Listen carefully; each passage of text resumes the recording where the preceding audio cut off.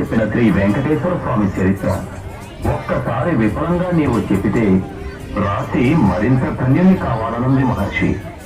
తథాస్తు.